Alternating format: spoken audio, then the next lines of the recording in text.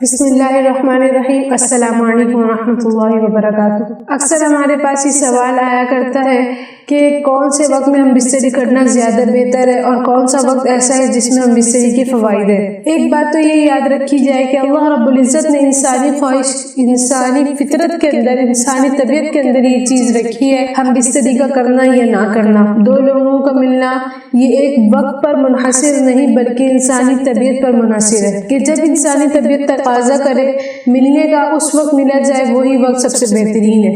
لیکن اگر ہم سنت رسول صلی اللہ علیہ وسلم کو دیکھیں تو ہمیں آپ علیہ الصلوۃ والسلام کی سیرت مبارکہ سے دن بھی مخصوص ملتے ہیں، اوقات بھی مخصوص ملتے ہیں، ہمیں ایک پورا نمونہ ملتا ہے کہ جس مطابق ہم اپنی زندگیوں کو گزاریں۔ جب ہم نے آپ علیہ الصلوۃ والسلام کی زندگی پر نظر ڈالی تو ہمیں آپ علیہ الصلوۃ والسلام کا فرمان ملا کہ جمعرات کی شب میں کیا جائے، یعنی جمعرات کی شب کے اندر یہ معاملہ کیا جائے تاکہ جمعے کو جو غسل ہو وہ ایک جمعے کے لیے بھی غسل ہو جائے اور پاکی والا غسل بھی ہو جائے۔ اب دیکھیں، یہ یاد رکھیں، ایک ہمارا عمل ہوتا ہے وہ جو ہم خود کریں، ضرورت کی بنا پہ کریں، ایک وہ عمل جو آپ علیہ الصلوۃ والسلام نے بتایا۔ اب ضرورت کا عمل تو وہ بھی ہے جو ہم نے کرنا ہے، ایک وہ عمل بھی ہمارے لیے ضروری ہے جو آپ علیہ الصلوۃ والسلام کا بتایا ہوا ہے۔ تو ہم ان دو طریقوں کو ملا کے اپنی اس ضرورت کو ثواب کا ذریعہ بنا لیں۔ ہمیں چاہیے کہ ہم اپنی ضرورت کو سنت رسول کے مطابق کریں، آپ علیہ الصلوۃ والسلام کے فرمان کے مطابق کریں تاکہ وہ ہماری ضرورت بھی پوری ہو جائے اور ہمیں ایک نبی علیہ الصلوۃ والسلام کی سنت پر چلنے کا ثواب بھی مل جائے، وہ ثواب جو احادیث میں 10 شہیدوں کا، 100 شہیدوں کا، کہیں پہ 70 شہیدوں کا ثواب ملنے کے برابر ہے، اور کہیں اتنا ثواب ہے کہ ہاتھ پہ انگارہ لے کر چلنے کے برابر۔ یعنی آپ علیہ الصلوۃ والسلام نے یہ بات فرمائی کہ اللہ کی راہ میں ایک انگارہ اٹھانے کے برابر جو تکلیف کی وجہ سے ہمیں ثواب ملتا ہے، وہی ثواب ہمیں ایک سنت پر عمل کرنے سے بھی ملے گا۔ دوسری بات یہ کہ وہ وقت جس وقت انسانی طبیعت کے اندر یہ تقاضا ہو کہ اپنی بیوی سے ملا جائے، وہ وقت بہترین ہے کہ آپ حرام کام سے بچے، حلال کام میں ملوث ہوئے، حلال کام کے مرتکب ہوئے، حلال کام کے کرنے والے بنے۔ اب اللہ رب العزت آپ کو یہاں پہ 3 اجر دے گا۔ ایک اجر اس وجہ سے کہ آپ کے دل میں جب خیال جاگا کسی نامحرم کو دیکھ کے تو آپ نے اپنی نظر جھکا لی۔ دوسرا ثواب یہ کہ آپ ایک حرام کام سے بچے، اگر آپ کے دسترس میں تھا حرام کام کا کرنا بھی لیکن آپ نے اس حرام کام کو چھوڑ کر حلال کام کی طرف گئے، ایک اجر اس حرام کام سے بچنے کا۔ ایک تیسرا اور بہترین اجر یہ کہ آپ نے اپنی بیوی کے حقوق کو پورا کیا، آپ نے اپنی بیوی کو اس کا حق دیا، نکاح کا جو تقاضا تھا آپ نے اس نکاح کے تقاضے کو پورا کیا۔ یہ سارے اجر اللہ رب العزت آپ کو دیں گے۔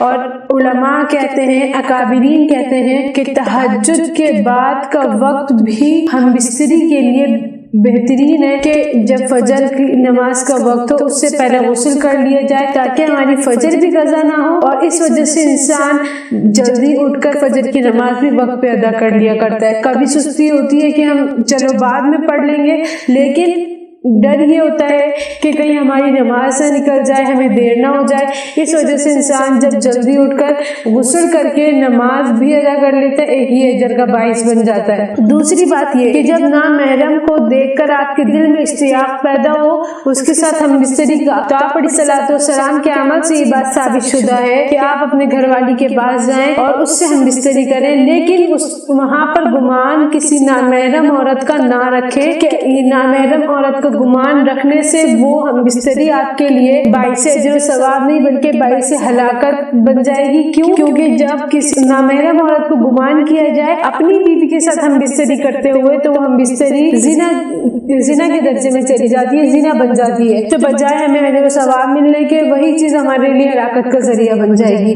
اللہ رب العزت ہمیں اس چیز کو سمجھنے کی اور اس کو آگے پھیلانے کی توفیق عطا فرمائے، بد نظری سے بچائے اور تمام فسادات سے بچائے۔ ایک شخص کی طرف سے یہ سوال آیا کہ اگر بیوی مہینوں تک دور رہے، یعنی آپس میں ملاپ نہ کر پائے کسی مجبوری کی وجہ سے یا کسی بیماری کی وجہ سے، یا اس کو ملنے میں درد ہوتا ہو یا تکلیف ہوتی ہو، یا ایسے کوئی روحانی مسئلہ ہو یا اور کوئی بھی مسئلہ ہو جس وجہ سے بیوی قریب نہ آنے دے، تو اب اس صورت میں شوہر کیا کرے؟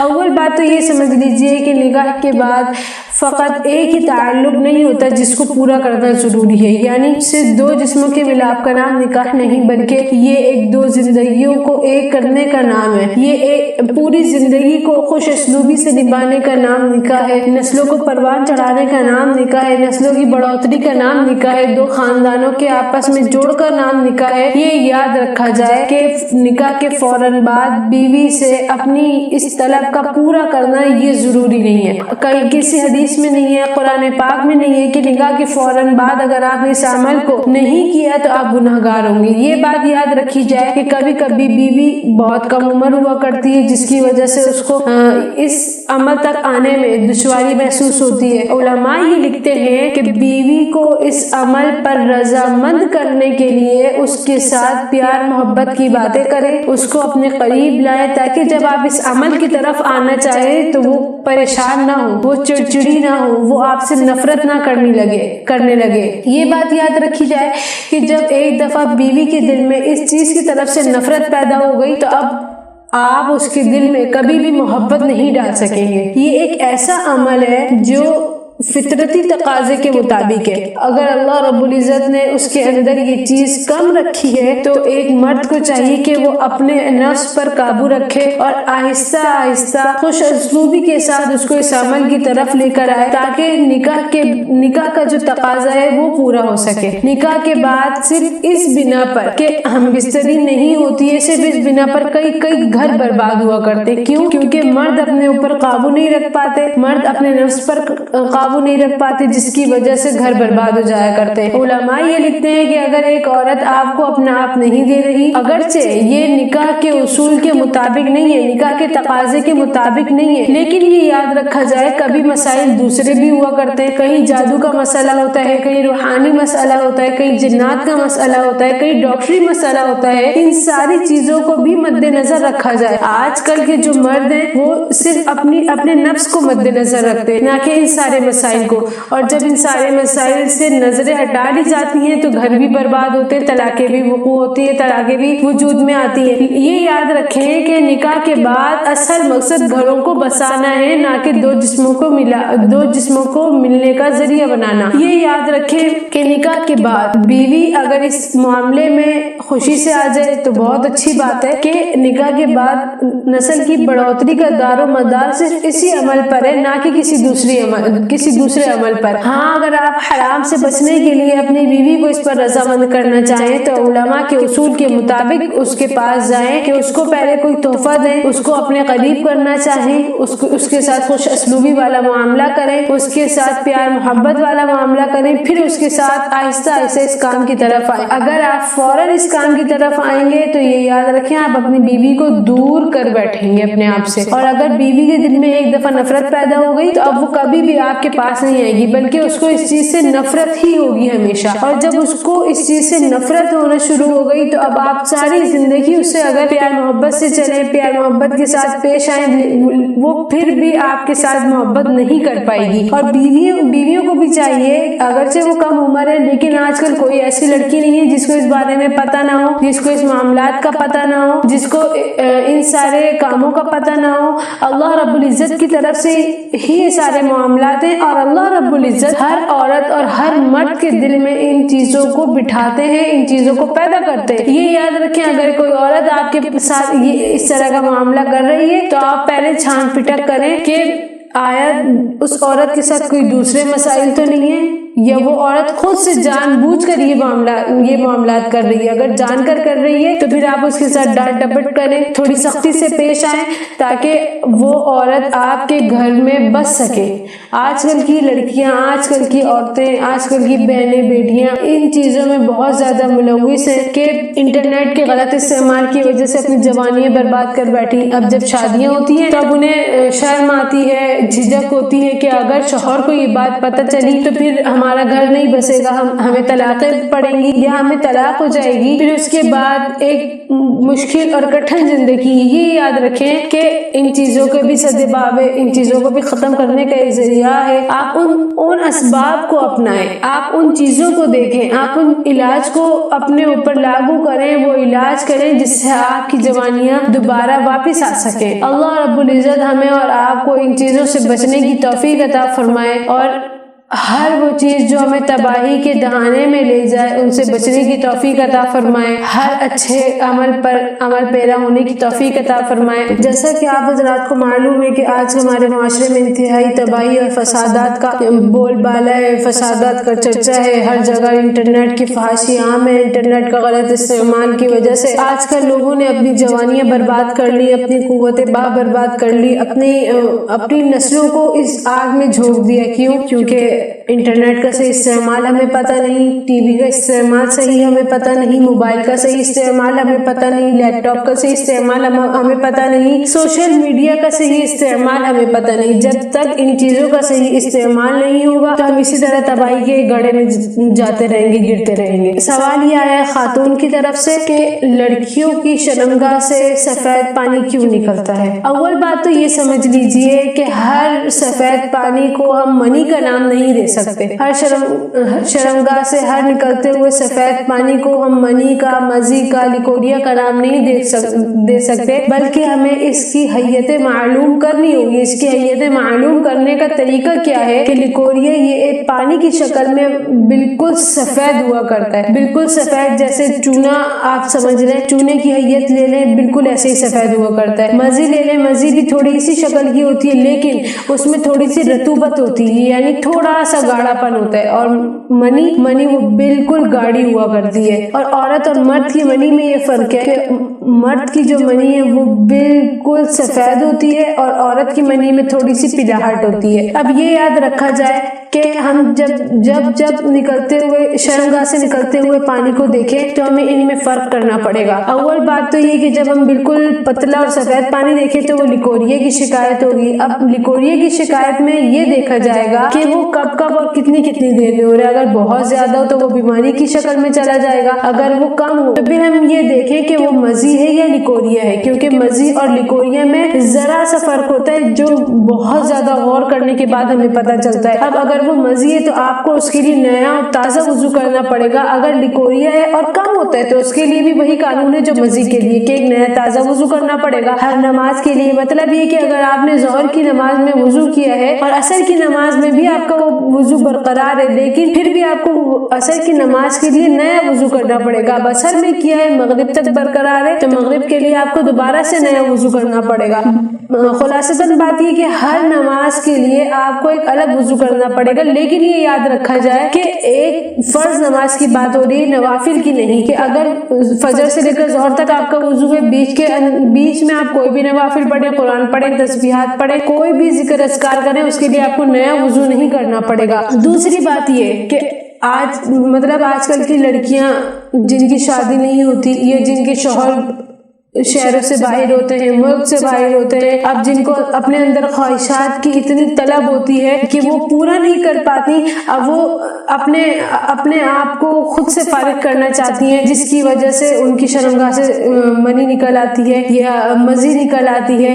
تو یہ صورتیں ہوتی ہیں کہ شرمگاہ سے سفید پانی نکلتا ہے۔ اب میں نے آپ کو پہلے بھی بتا دیا کہ اس سفید پانی کو ہم صرف منی پر معمول نہیں کر سکتے، صرف مزی پر معمول نہیں کر سکتے، یا صرف لیکوریا پر معمول نہیں کر سکتے۔ اس کا سدباب کرنے کے لیے ہمیں اپنی تنہائیاں پاک کرنی ہوگی، ہمیں اپنی خلوت گاہیں پاک کرنی ہوگی، ہمیں اپنا آپ پاک کرنا ہوگا، جس کی وجہ سے اللہ رب العزت اس موذی مرض سے ہمیں بچائیں گے۔ اللہ رب العزت ہمیں اس بات کو سمجھنے کی، اس پر عمل کرنے کی توفیق عطا فرمائے، اور اس کو آگے لوگوں کے ساتھ بھی شیئر کریں تاکہ دوسرے لوگ بھی اس سے بچ سکیں، اس تباہی والے عمل سے بچ سکیں۔ آج کل ہمارے معاشرے میں مرد یہ چاہتے ہیں کہ انہیں بیوی ملے تو وہ باقرہ ملے۔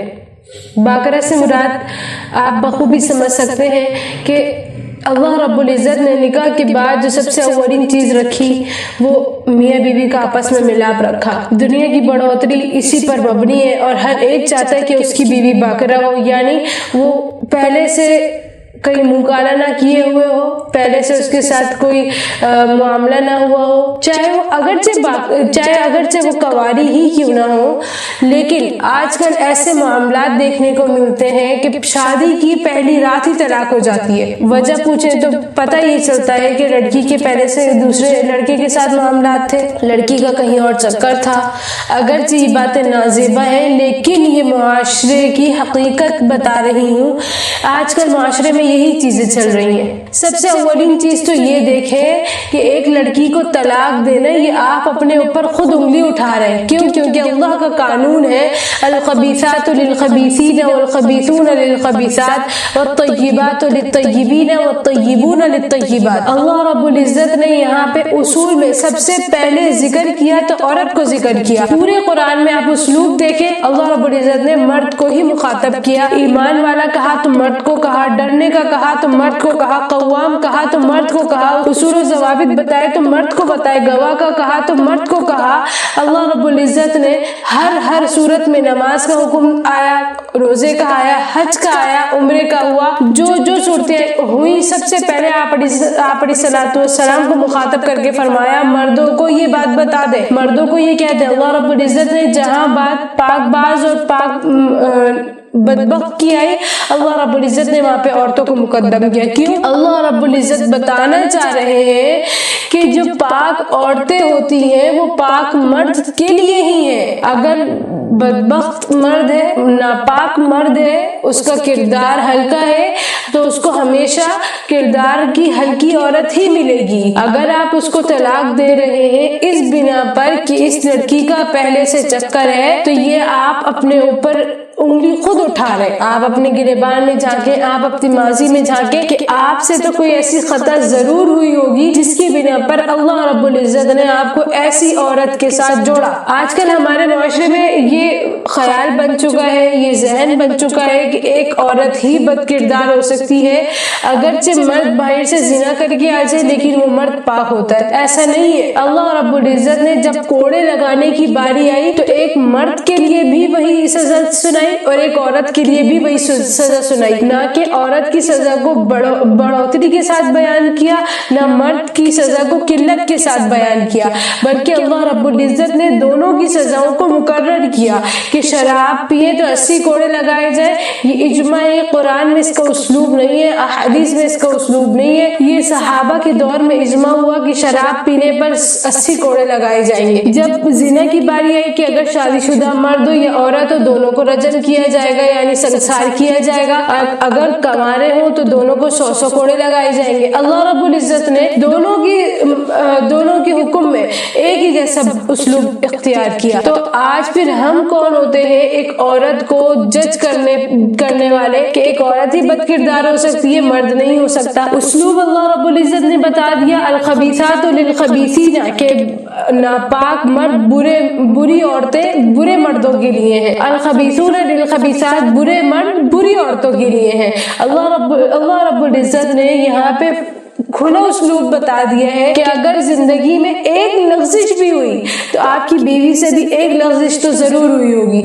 اگر آپ پاک ہیں تو آپ کی بیوی بھی پاک ہے، لیکن یہ یاد رکھا جائے کہ وہ گناہ جو نادانستگی میں ہوئے، عدم توجہی کی بنا پر ہوئے، اور اللہ رب العزت نے اس کے بعد آپ کو ہدایت دے دی، اللہ رب العزت نے اس کے بعد آپ کو توبہ سے نواز دیا، آپ کی توبہ کو قبول کر لیا، اس کے بعد آپ کو ایک پاک عورت ملتی ہے، اب آپ وہاں پہ شک و شبہات نہیں کر سکتے کہ اللہ رب العزت نے اب بھی آپ کو ایک ناپاک اور بد کردار عورت سے ہی نوازا ہے۔ کیوں؟ کیونکہ کبھی اللہ رب العزت اپنے نیک بندوں کو دنیا میں ہی نعمتوں سے نواز دیا کرتے ہیں۔ رہی یہ بات کہ آپ کو ایک باقرہ چاہیے تو سب سے اول بات تو یہ ہے کہ آپ اپنے آپ کو پاک کریں۔ جب تک آپ اپنے آپ کو پاک نہیں کریں گے آپ کو ایک پاک بیوی نہیں مل سکتی۔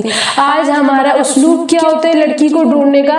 لڑکی پڑھی لکھی ہو، دولت مند ہو، جاب کرنے والی ہو، اچھی جاب ہو، گھر اپنا ہو، باپ بھائی اس کے اچھا کماتے ہو، اچھا کھاتے ہو، معاشرے میں ان کی عزت ہو۔ اگر نہیں دیکھتے تو ہم صرف دینداری نہیں دیکھتے۔ کیوں؟ کیونکہ دینداری تو ہمارے نزدیک کچھ ہے ہی نہیں۔ جب تک دینداری کو ہم معیار نہیں بنائیں گے ہم کامیاب کبھی بھی نہیں ہو سکتے۔ آج ہم دیکھ لیں ہماری نسلوں میں بیٹا پیدا ہوتا ہے تو وہ نافرمان نافرمان پیدا ہوتا ہے، وہ ماں باپ سے روگردانی کرنے والا پیدا ہوتا ہے، وہ بہنوں کے حقوق کو کھانے والا، غصب کرنے والا ہوتا ہے، وہ ہر ایک سے زبان چلانے والا ہوتا ہے، وہ لڑکیوں کی چکروں میں ہوتا ہے، اور ایک بیٹی پیدا ہوتی ہے تو وہ بھی ماں باپ کے منہ پہ کالک ملنے والی ہوتی ہے۔ کیوں؟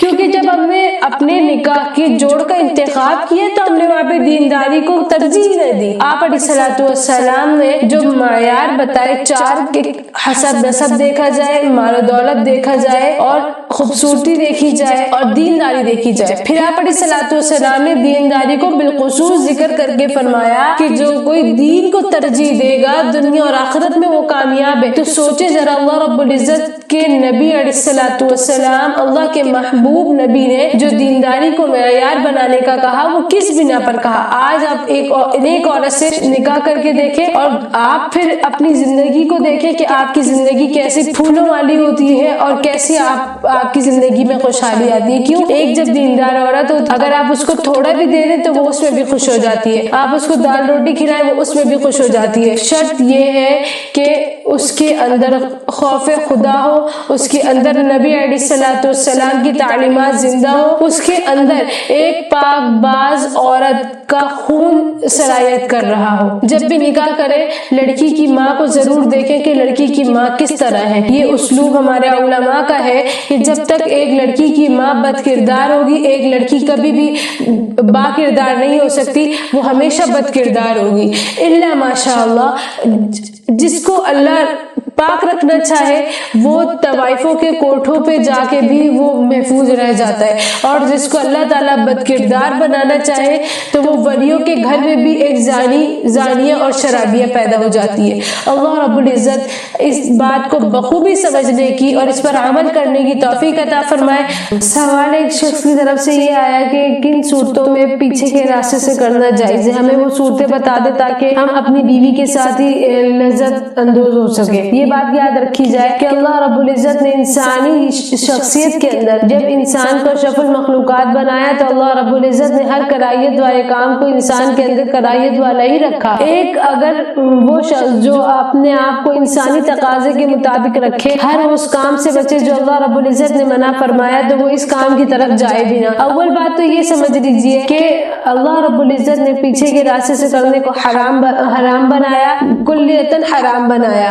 عرب کے اندر جب یہ چیز ہوا کرتی تھی پیچھے کے راستے سے، ان کا یہ عقیدہ تھا کہ اگر پیچھے کے راستے کی طرف سے آیا جائے تو بچہ کانا پیدا نہیں ہوگا، لیکن اللہ رب العزت نے اس چیز کو منع فرمایا کہ پیچھے کے راستے یعنی دبر کے مقام پہ کرنا اللہ رب العزت نے کلیتاً حرام قرار دیا، چاہے وہ آگے کے ذریعے آیا جائے یا پیچھے سے ہی کیا جائے۔ یہ یاد رکھی جائے، کوئی بھی ایسی صورت نہیں ہے جس کو اللہ رب العزت نے حلال کیا ہو کہ آپ پیچھے کے راستے کر سکتے ہیں۔ اللہ رب العزت نے جب آپ علیہ الصلوۃ والسلام ہمارے درمیان موجود تھے، یعنی آپ علیہ الصلوۃ والسلام حیات تھے، تب اللہ رب العزت نے کچھ چیزوں کی رخصت دی، اور اللہ رب العزت نے رخصت دینے کے کچھ عرصے بعد ہی اس کو دوبارہ حرام کر دیا۔ یہ اب جن چیزوں کو اللہ رب العزت نے حرام کیا، کوئی بھی تعویل کرتے ہوئے ہم اس کو حلال کسی طور پہ نہیں کر سکتے۔ ایسی کوئی صورت نہیں ہوگی جو آپ کو پیچھے کے راستے سے کرنے کے لیے حلال قرار دے دی جائے۔ یہ یاد رکھا جائے کہ اللہ رب العزت نے انسانی شخصیت کے اندر ایک ایسی طبیعت رکھی ہے، انسانی طبیعت کے اندر ایسا ایک مادہ رکھا ہے کہ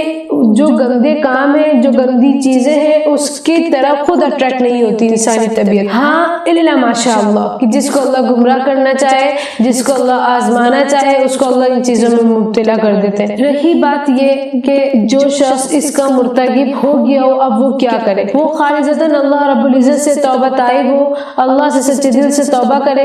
یہ یاد رکھا جائے کہ اپنے گناہوں کی تشہیر دوسروں کے سامنے ہرگز بھی نہ کرے۔ وہ لوگ جو آپ کے گناہوں کو ڈنڈورا پیٹنے والے ہوں، وہ لوگ جو آپ کے گناہوں کو آگے پھیلانے والے ہوں، کیونکہ اللہ رب العزت نے آپ کو یہ حق دیا ہے، آپ کا اپنے آپ پر یہ حق ہے کہ آپ اپنے گناہوں کو اپنے تک محدود رکھیں، صرف اللہ کے سامنے کھولے کہ میرے رب مجھ سے یہ خطا ہوئی، مجھ سے یہ گناہ ہوا، اب میرے اس گناہ کو، میری اس خطا کو آپ اپنی بارگاہ میں معاف فرما کر مجھے بلند درجہ عطا فرمائے۔ لہذا ان سوالات کا دوسروں سے وہ لوگ جو اس چیز کا علم نہیں رکھتے، جو دین اسلام سے آگاہ نہیں ہے، ان لوگوں کے آگے ان چیزوں کا پوچھنا، ان چیزوں کا بیان کرنا ہرگز بھی آپ کے لیے فائدہ مند نہیں بلکہ انتہائی نقصان دہ ہے۔ اللہ رب العزت ہمیں اس چیز کی سمجھ بوجھ عطا فرمائے، ہر دین اسلام کے ہر مسئلے کو سمجھنے کی توفیق عطا فرمائے، دین پر چلنے کی توفیق عطا فرمائے۔ سوال یہ آیا کہ اگر مرد قوت میں کمزور ہو تو کیا وہ اپنی بیوی کو اپنے ہاتھ سے یا زبان سے فارغ کر سکتا ہے یا نہیں؟ اول بات تو یہ سمجھ لیجیے کہ اللہ رب العزت نے نکاحی تعلق کو پاک رکھنے کے لیے اپنے نبی علیہ الصلوۃ والسلام کو نمونہ بنا کر بھیجا۔ حضرت عائشہ رضی اللہ تعالیٰ عنہ فرماتی ہیں کہ ہم نے پوری زندگی گزار دی نبی علیہ الصلوۃ والسلام کے ساتھ، لیکن آپ علیہ الصلوۃ والسلام کا کوئی عضو بھی نہ دیکھ پائے۔ یہ تعلیم تھی میرے نبی کی ہم اپنی امت کے لیے۔ تو پھر آج ہم جو یہ میڈیا کو دیکھ کر، یہ انٹرنیٹ کو دیکھ کر، اس کے غلط استعمال سے جو ہمارے اندر شیطانیت پیدا ہو چکی ہے، وہ آج کل یہ چیزیں ہیں۔ مرد پہلے اپنی جوانی کو برباد کر لیتے ہیں، اپنی قوت کو ختم کر لیتے ہیں، اور جب شادی ہوتی ہے تو پھر یہ سارے معاملات پیدا ہوتے ہیں کہ بیوی میں چڑچڑاپن، بیوی کی نفرت انگیز باتیں، بیوی کا نفرت انگیز رویہ، بیوی کا دور ہونا، بیوی کا جدا ہونا، طلاقیں ہونا، گھروں کا برباد ہونا، یہ ساری چیزیں تب پیدا ہوا کرتی ہیں۔ اول چیز تو مرد حضرات اپنی جوانیوں کو اور کنوارپن کو پاک کریں۔ جب تک وہ اپنے کنوارپن کو پاک نہیں کریں گے، ان کی شادی شدہ زندگی سہل نہیں ہوگی، خوشیوں والی نہیں ہوگی۔ جب ان کی شادی شدہ زندگی سہل اور خوشیوں والی نہیں ہوگی تو پوری کی پوری نسل برباد ہو جائے گی۔ جب ایک میاں بیوی کے درمیان طلاق ہوتی ہے تو صرف وہ ایک جوڑے کے اندر طلاق نہیں ہوتی، بلکہ دو خاندانوں کے درمیان جدائی ہوتی ہے، دو خاندانوں کے اندر تفرقہ پیدا ہوتا ہے، دو خاندانوں کے اندر نفرت پیدا ہوتی ہے۔ کیوں؟ کیونکہ جب طلاق ہوتی ہے تو پھر لڑکی والے لڑکے والے سے نفرت کرنے لگ جاتے ہیں، اور لڑکے والے لڑکی والے سے نفرت کرنے لگ جاتے ہیں۔ اسباب پر غور نہیں کیا جاتا، اسباب پر فکر نہیں کی جاتی کہ ان اسباب کو ختم کیا جائے، ان اسباب کو دور کیا جائے، ان اسباب سے خلاصی اختیار کی جائے۔ رہی بات یہ کہ کیا ایک مرد اپنی بیوی کے ساتھ یہ معاملہ کر سکتا ہے یا نہیں، تو جیسا کہ میں نے پہلے یہ کہا کہ اللہ رب العزت نے نکاح کو ایک پاک تعلق بنایا، لہذا اس کو نکاح کو پاک ہی رکھا جائے۔ ویسے اللہ رب العزت نے جب نکاح دو لوگوں کے درمیان منعقد ہو چکا تو اب چاہے وہ بیوی شوہر کے سامنے برہنہ ہو کر آئے یا وہ کپڑوں کے ساتھ آئی، یا وہ جس طرح کا معاملہ رکھے، اب ان کو اس پر گناہ کوئی نہیں ملنا۔ لیکن نبی علیہ الصلوۃ والسلام کی سنتوں سے دوری ہونا، نبی علیہ الصلوۃ والسلام کی تعلیمات سے دوری ہونا، یہ ہمارے لیے انتہائی مہلک ہے۔ اب رہی بات یہ کہ ایک مرد قوت میں کمزور ہو تو اب وہ بیوی کی شہوت کیسے پوری کرے، زبان کے ساتھ یا انگلی کے ساتھ؟ اول بات تو یہ سمجھ لیجیے کہ وہ زبان جو اللہ کے نام کی ادائیگی کرے، جو اللہ کا نام لے، جو نبی علیہ الصلوۃ والسلام کی سنتوں کو آگے پھیلائے، جو نبی علیہ الصلوۃ والسلام کی احادیث کو پڑھنے والی ہے، بار بار درود و سلام بھیجنے والی ہے، اللہ رب العزت کا کلمہ توحید پڑھنے والی ہے، اس زبان کو ہم ایک ناپاک اور گندی جگہ پہ کیسے لگا سکتے ہیں؟ یہ انسانی دماغ میں آنے والی بات ہے۔ اگر کوئی اس کو سمجھ سکے، اگر شیطان عقل پر پردہ نہ ڈالے، تو یہ ہر ایک کے ذہن میں یہ بات آنی چاہیے اور آ سکتی ہے کہ یہ چیز تو ہے ہی انتہائی کراہیت والی کہ ہم اپنی وہ چیز جس سے ہم کھاتے ہیں، جس سے ہم کلمہ ادا کرتے ہیں، جس سے ہم نبی علیہ الصلوۃ والسلام کی باتیں کرتے ہیں، ہم اس کو ایک ناپاک جگہ پر کیسے لگا سکتے ہیں؟ ہاں رہی بات انگلی کو استعمال کرنے کی، تو اگر بیوی بہت زیادہ شہوت والی اور ہمیں یہ خدشہ ہے کہ اگر ہم نے اس کی شہوت کو پورا نہیں کیا تو وہ اپنے شوہر سے ہٹ کر کسی نامحرم مرد سے اپنی شہوت کو پورا کرے گی، تو اب اس سے شوہر کو چاہیے کہ وہ اپنی انگلی سے اس کی شہوت کو پورا کر دے۔ لیکن اس سے عورت کمزور ہوتی جاتی ہے اور مرد میں بھی قوت یہ انتہائی کم ہوتی جاتی ہے۔ لہذا مرد کو چاہیے کہ اپنی غذاؤں کا خیال رکھے اور اپنی جوانی کو محفوظ رکھے گندے طریقوں کو اپنانے سے۔ اللہ رب العزت ہمیں اس بات کو بخوبی سمجھنے کی اور عمل کرنے کی توفیق عطا فرمائے۔ اللہ رب العزت شیطانی چالوں سے ہمیں بچائے رکھے۔ السلام علیکم ورحمۃ اللہ وبرکاتہ۔